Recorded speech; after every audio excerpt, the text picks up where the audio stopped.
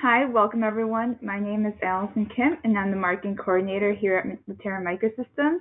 For today's Litera Learning, we're doing it a little differently. We have Matt James, who will be our presenter, who, if you guys have joined us with previous webinars, he specializes in our industry insights category. But today he wanted to share this special service with you for our Litera Learning webinar. And today's topic will be on tech audits and how that can help identify the right technology to fit your needs. Great. Thank you, Alison.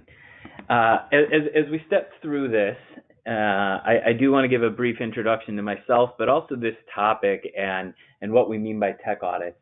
And I think when we think about identifying the right technology to fit your needs, what we mean by your is often the lawyer, and keeping the lawyer in mind, as they are the individuals who are drafting the work product and have a work stream that we really need to be conscious of. So just stepping into this quickly, a brief introduction to myself. If you're familiar with anything that I've done in the past, I've been part of the evangelism team, and I've now moved into a role that overlooks not only our subject matter experts, but those individuals, including myself, who focus on thought leadership in the industry.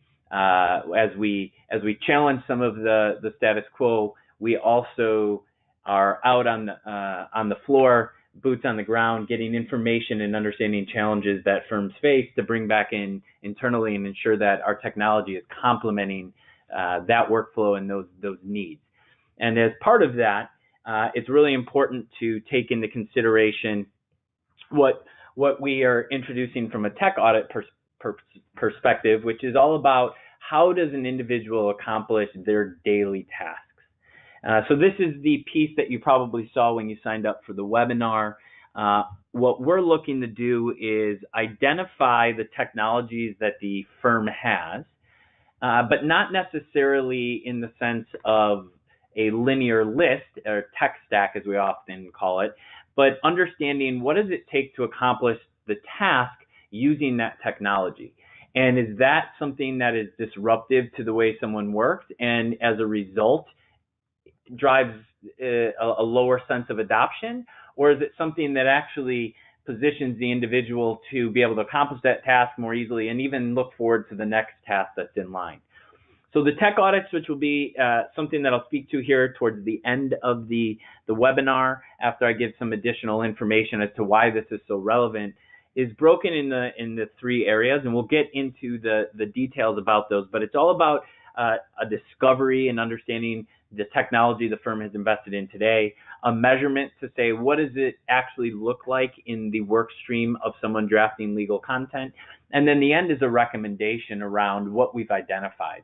And as you can imagine, very manual tasks often will have recommendations of technology as the best path forward. We'll also find that maybe there's just some logistical elements that need to be addressed to leverage the technology that you have today. And then right before Matt dives into the meat and potatoes of the presentation, I just want to make sure that for those who haven't joined us before, if you have any questions for our Q&A session at the end, just to submit those into the panel. All right. Great. So I want to take a step back before we dive right into these tech audits and discuss really the traditional approach to legal technology. If you followed any of our webinars or our marketing materials, we're often speaking to the fact that we see the legal landscape from a technology perspective as being very disjointed. It's somewhat disrupted by technology in the sense that if you look at this graphic here, which we used during our British Legal Tech Awards piece, you'll see that there's a variety of technology in each of these groups, and law firms are having to consume that.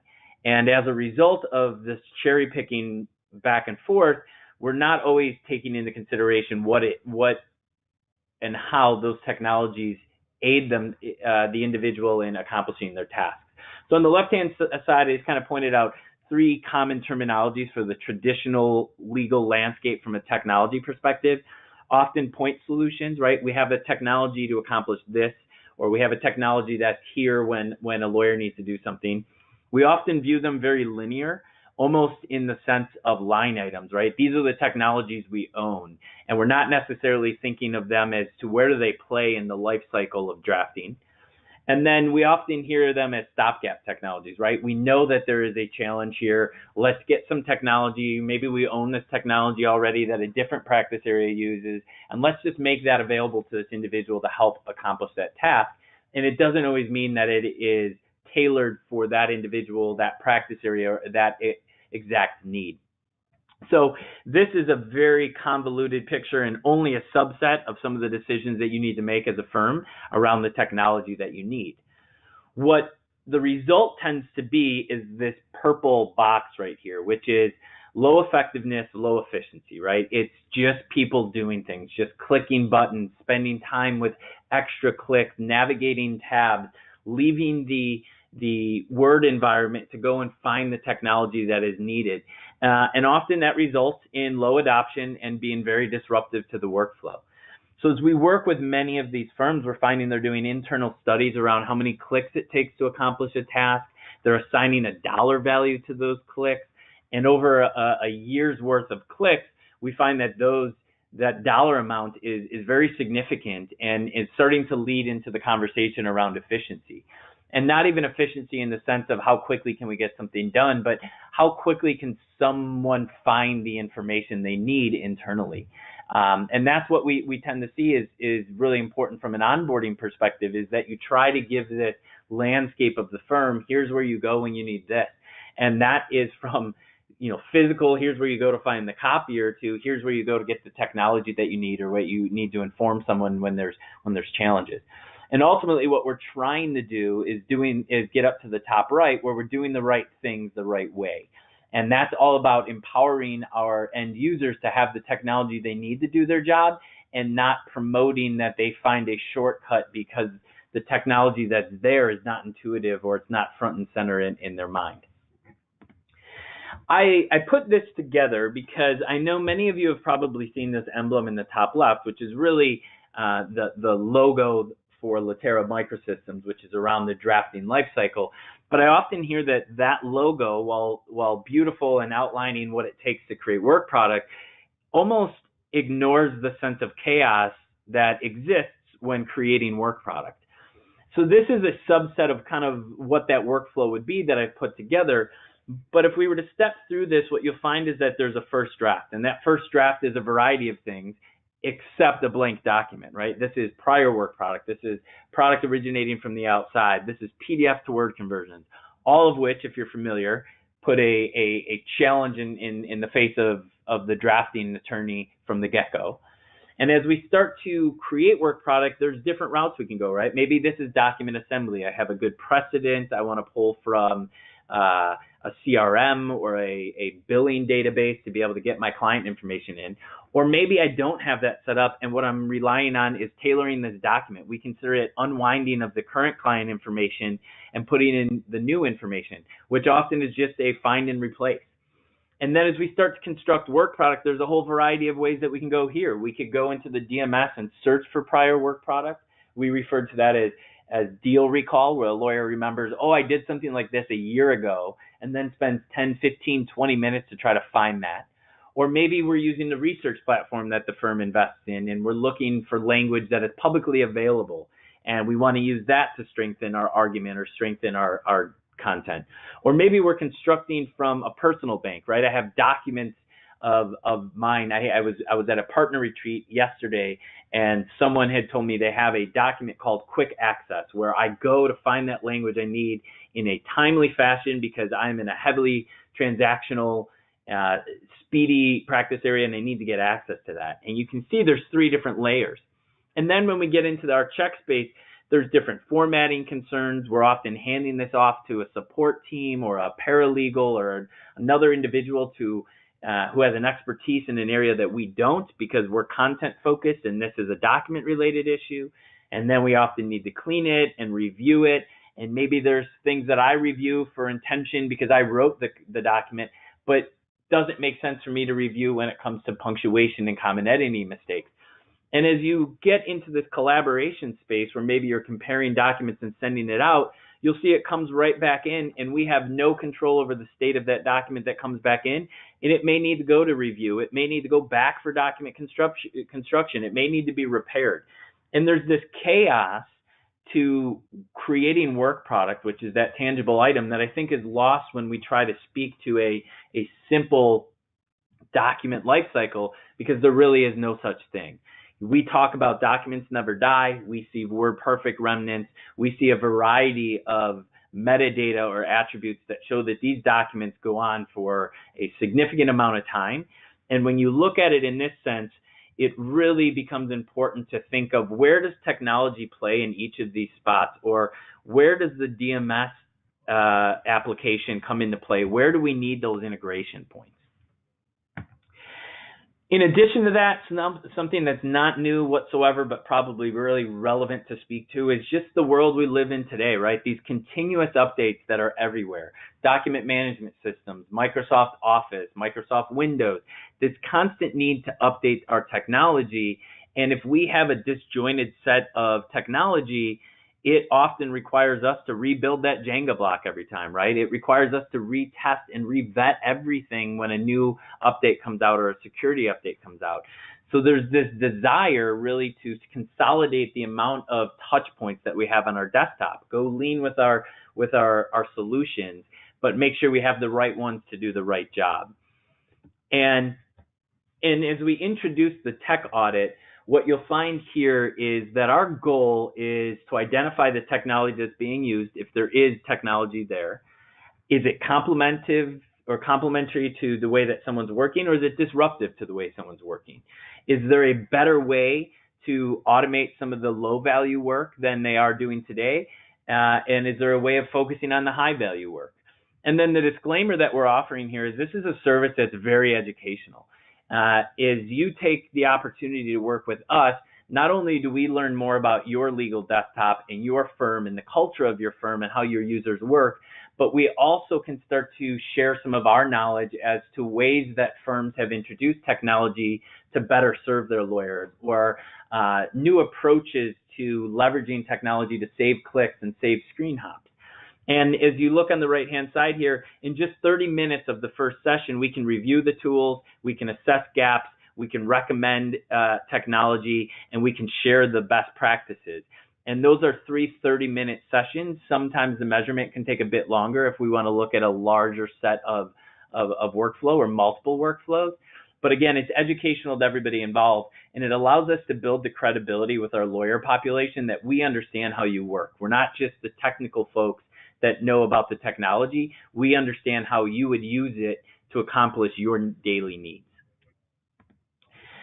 I said that we would discuss the different phases. I put together just a sample of a couple of scenarios that we've done, where you'll see in the left column here, we've broken these tasks up into individual focal points that come from the create, check, and collaborate groups that we have on that emblem. And what we talk about initially is, do you have a tool right there? Kind of that linear approach that we talk to. What's the description behind that? And then let's assess that just from a technology perspective. How happy are we with that? What type of adoption do we have? And what we'll find is that we're going to put, if there's no technology there, that it's probably very manual, that will get a red color. If we feel that we're happy with what we have, but there could be potential improvements, or we could get a larger group of users using this technology, maybe we go yellow. And if we're happy with what we have today, we go green, and we can avoid that from a measurement perspective. The next piece to this then becomes that measurement perspective. And again, very subjective in the sense of what the workflow is, but we sit together, we come to an agreement, and we often find someone, maybe not a billable attorney, but someone who's had experience practicing law at the firm in a previous life, or maybe an individual who is very familiar from the training team as to how people use technology. But we can start to get a feel for how long did that take to accomplish that task. Was it very clicky, or was it pretty intuitive, 1-2 clicks to accomplish that task? And were we able to stay focused on the screen, or did we have to go to a different application or open an additional document or jump to a different ribbon? And those are all things that over time, add up to how disruptive it can be to the workflow. And as we've said multiple times, it then discourages the individual from using that, and they'll just find a shortcut or a manual approach to accomplish that task. We also put in notes on whether or not we play in this space. So it's something that we're happy to take a look at, technology that and needs that we don't offer. We're also, as you can imagine, very happy to use our expertise in the areas that we do play. And then at the end, we look at this from a priority investment, maybe a secondary investment, future investments, almost a executive summary to say, here's what we've identified. We could find more value and get more value out of our current investments. We may need to look at technology that we don't have. And maybe over time, what we want to do is, here's the ideal state. Here's where we'd like to get. And it allows us to work with you on your timeline, understanding the culture of how you bring technology in, who the individuals are that we should engage. And from a beneficial standpoint, from a sales perspective, it puts our account executive team in a state of mind where they know how to work with you at the rate that they can work with you, as opposed to maybe bogging you down with emails and calls. That no one prefers that method of communication. So it also helps establish a really strong partnership from day one if you are not already working with us. So I bring up this piece for questions, and we'll look to that, and I'll point to Alison here. The other thing that I wanted to mention was that in our Changing Lawyer, we often talk about, and this is an annual publication if you're not familiar, how many technologies live on the desktop. And what we tend to see is that almost 50%, 49%, had 11 or more add-ins that lived inside of Microsoft Word. We know from a technical perspective how disruptive that is to loading Word and the challenges with conflicts and crashing of Word. We should also always keep in mind how disruptive that is to someone who needs to jump from tab to tab to tab, remember branding, and know of the names of the technologies that they should be leveraging. So I'll pause here, and we'll give it a minute for any questions to come in, and then we'll open the mic back up to Alison to ask any questions that I'd be happy to answer.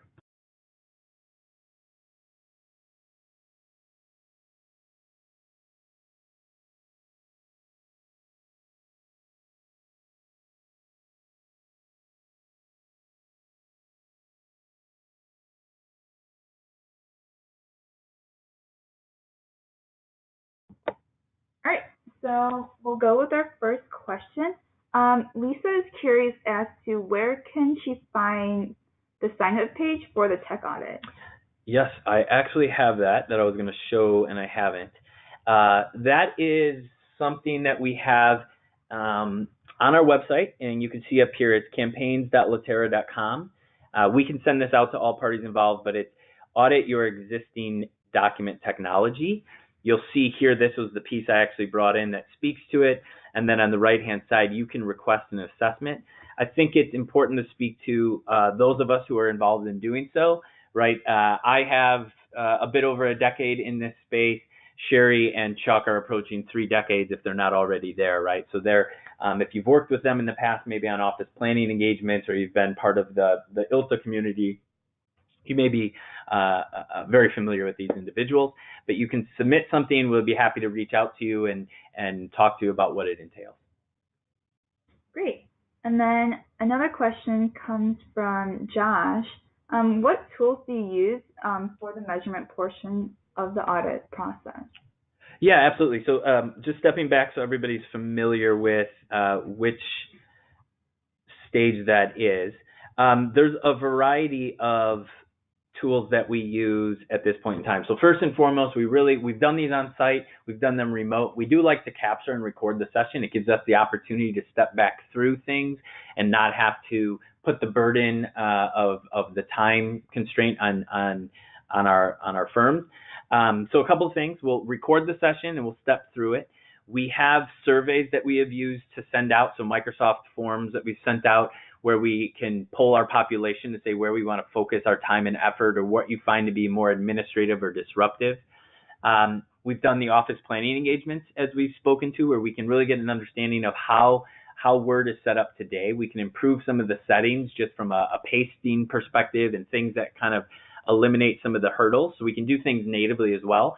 And then we have something called the document health check. And the document health check is a way that we can get a good understanding of what that starting point is, right? A lot of the tasks that we find in the create space, are these documents that are originating from the DMS? Are they originating from a PDF conversion? Are these things that are originating from the outside, right? And it gives us a good idea as to probably the tasks that we are most likely looking to accomplish, because we can find that state of origin.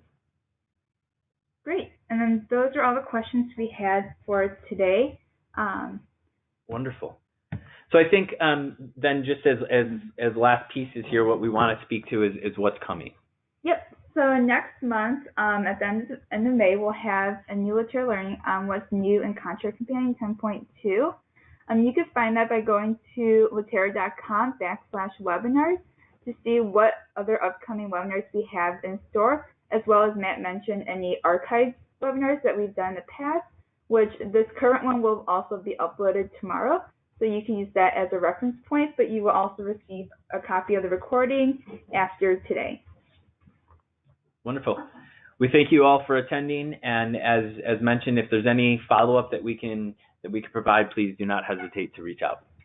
Thank you. Thank you.